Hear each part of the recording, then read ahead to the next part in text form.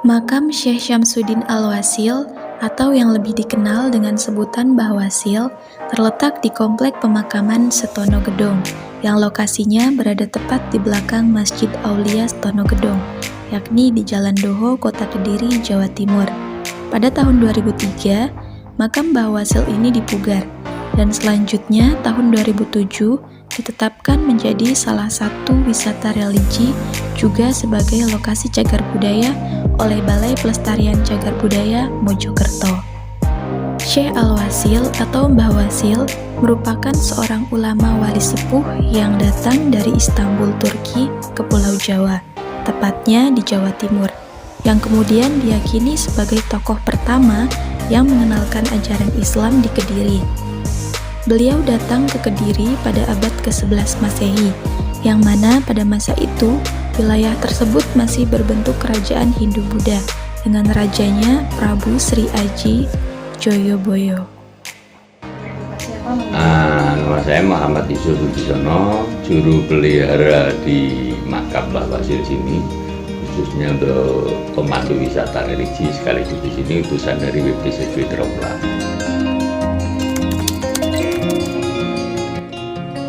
Jadi begini, Mbah Wasil itu panjang ya ceritanya, tapi kita akan pangkas sedikit demi sedikit. Jadi Mbah Wasil itu termasuk wali sepuh yang keberadaannya jauh dari Wali Songo. Jadi Mbah Wasil kita amini atau kita yakini sejaman dengan Sri Aji Joyoboyo. Jadi setelah Syekh Subakir baru Mbah Wasil. Yang kalau kita bercerita tentang bagaimana sepak terjang Mbah Wasil ataupun apa siarnya, sebetulnya Mbah Wasil itu kalau dalam bahasa sekarang mungkin belum siar nih, tapi studi banding. Seperti Syekh Subakir, kita ambil contoh mundur ya, beliau ada beberapa kali berkunjung ke Tanah Jawa. Itu pertama dia melihat situasinya, kedua dia melihat tingkat kesulitannya, baru yang ketiga beliau membersihkan goib-goib atau apa-apa jin dan sebagainya. Jadi lebih pada keadaannya, kulturnya, budayanya yang akhirnya kembali dengan menyelesaikan. Terpaut jauh lagi Mbah Wasil, dan Mbah Wasil termasuk salah satu utusan dari jamaah wali dari Turki, misalnya dari Istanbul, yang masuk ke Tanah Jawa ke Kediri ini kurang lebihnya sejaman dengan Sri Aji Joyoboyo, Raja Pamunang, Raja Kediri pada saat itu mungkin abad 10-11 kurang lebihnya.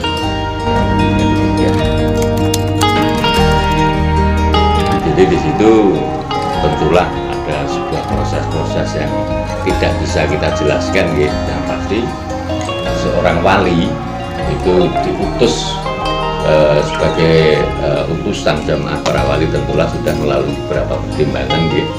Dan itu mungkin sebuah salah satu metode saya memilih untuk mendekati para raja. Nah, kebetulan nama besar Raja Sri Aji Joyoboyo itu sudah kondang bahasa Nusantara, jadi kearifannya, kesaktiannya dan sebagainya itu begitu dikenal, sehingga beliau masuk dan mungkin melalui proses dengan adu ilmu atau argumen dan segala sesuatunya, di situ dia diterima baik. Bahkan beliau ada diamini oleh beberapa yang meyakini ya, gitu. Beliau sempat diangkat menjadi penasihat spiritualnya. Ada yang mengatakan beliau diberi jabatan hakim agung pada masa itu. Dan di situ sebetulnya tetap ada konteks awal, Mbah Wasil masih dalam taraf studi banding. Jadi perkenalan Islam mungkin hanya pada perbuatan-perbuatan. Kalau dengan rajanya jelas ya, tadi sampai dimunculkan kitab musyarat, berarti secara tidak langsung Mbah Joyoboyo sudah harus syahadat atau masuk Islam dan sebagainya. Terus dari pengunjung seluruh Indonesia itu banyak yang kemari, dari Kalimantan, Sulawesi, Bali, di seluruh Indonesia gitu. Itu dalam catatan saya, kalau tidak COVID seperti ini gitu, dalam bulan-bulan biasa itu akumulasi dalam satu bulan tidak kurang dari 15 sampai 20 ribu. Itu bulan-bulan biasa. Di bulan-bulan khusus seperti Rajab, terus seperti ini, nah bulan-bulan menjelang Ramadan seperti ini itu biasanya bisa mencapai 25 sampai 30 ribu dalam 1 bulan, bahkan lebih. Untuk hari atau bulan memang kita tidak ketemukan gitu, tidak kita ketemukan sebuah keterangan itu. Hanya Mbah Wasil wafat atau sudah juga pada masa-masa itu mungkin 1100 atau lebih sedikit atau kurang sedikit, wallahu alam. Tapi yang pasti kita membuat haul pada bulan Rajab. Kita ambil sebagai mata rantai untuk PHBI ya, kita mata rantai dengan kegiatan masjid, terus mungkin di situ ada khataman, lomba-lomba dan sebagainya. Di situ kita ambil, kita sepakati, kita haul Mbah Wasil pada bulan Rajab.